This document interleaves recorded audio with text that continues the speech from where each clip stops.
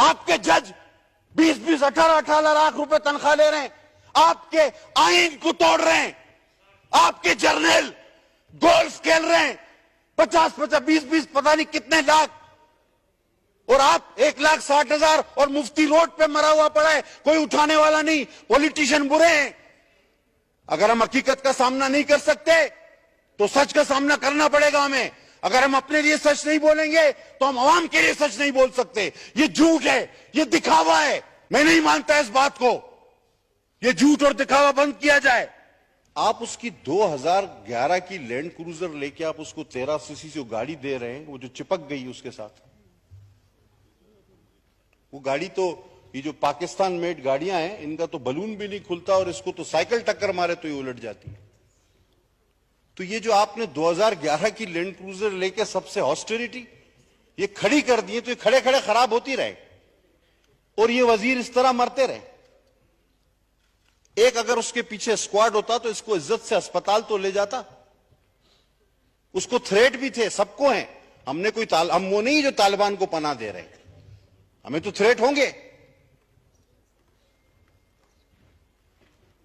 हम हॉस्टिलिटी करना चाहते हैं, हम इस कौम के गम में बराबर के शरीक हैं, लेकिन जब आप हम सब किसी को कहते हैं कि हमारी तनख्वाह 1,68,000 रुपए, तो वो आपके मुस्कुरा के मानी खैज मुस्कुराहट से नहीं देखता कि यार इसको देखो, इनको देखो, ये कह रहे हैं हमारी तनख्वाह 1,68,000 है।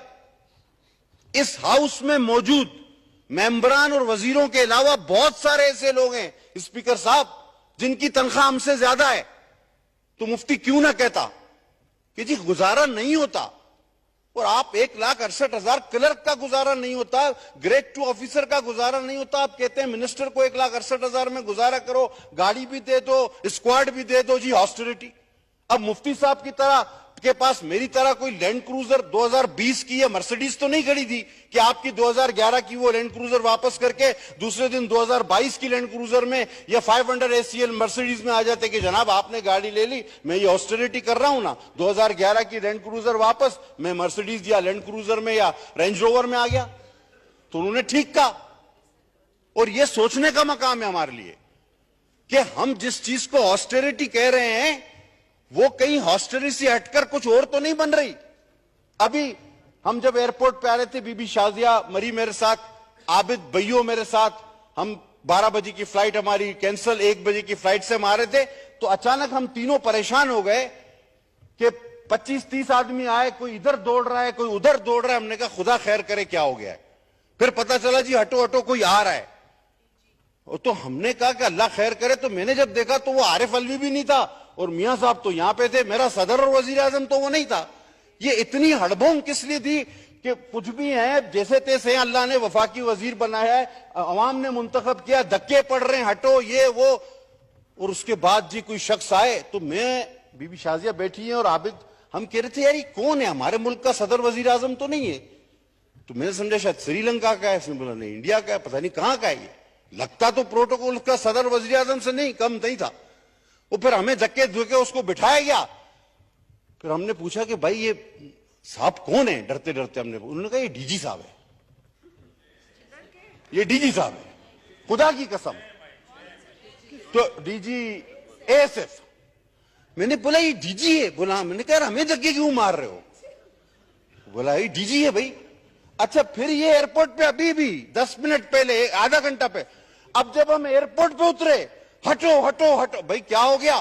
वो दौड़ते हुए सर 4, जैसे आपकी गाड़ी के ऊपर संदूक लगा हुआ है ना, AC 2 गाड़ियां और एंटीना लगे हुए, 5-6 गाड़ियां उसके अलावा आगे 3-4 आगे, हटो हटो।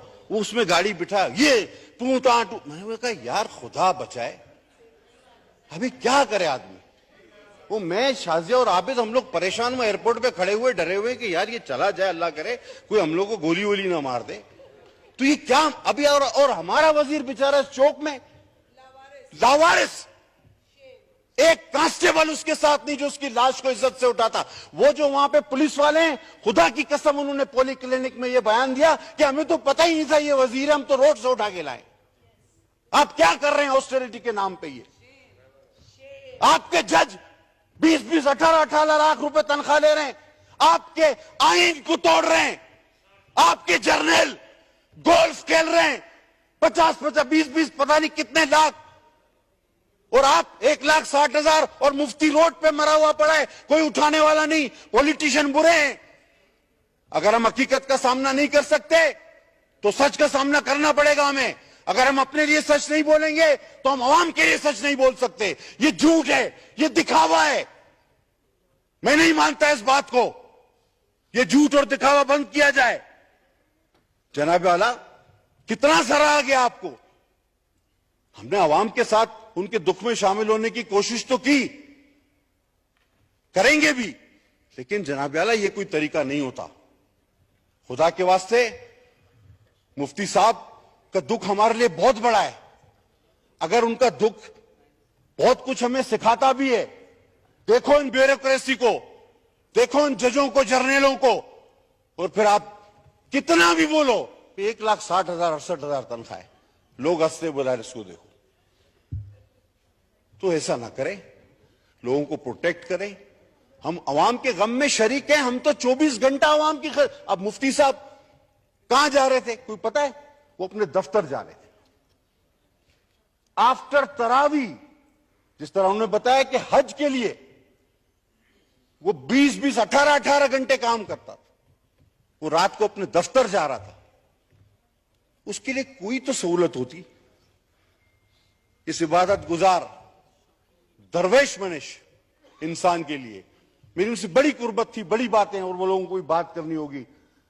मैं अक्सर उनसे कहता, मुफ्ती साहब ये खाते हैं, वो खाते हैं, क्या खैर खबर है? तो उनका एक जवाब होता था जो एक लफ्जों में मुझे आ रहा है कि अच्छी गुजर रही है, दिले खुद कफील से, लंगर से रोटी लेता हूं पानी सबील से। तो वो इस तरह के आदमी, लंगर से रोटी और पानी सबील से, और उनकी अच्छी भी गुजरती थी। खुदा ताला उनके दर्जात को बुलंद फरमाए, और यकीनन ऐसा साफ गो, हिम्मत वाला, इंतहाई ईमानदार, इबादत गुजार शख्स, यकीनन मेरा परवरदिगार उसके गुनाहों को माफ करे और उसके दर्जात को बुलंद से बुलंद फरमाए। मैं ताज़ियत करूंगा उसके घर वालों से, उनकी जमात से, और ये अपील करूंगा सर कि हमें हकीकत पसंद होना चाहिए, हमें दिखावा पसंद नहीं होना चाहिए। बहुत शुक्रिया सर।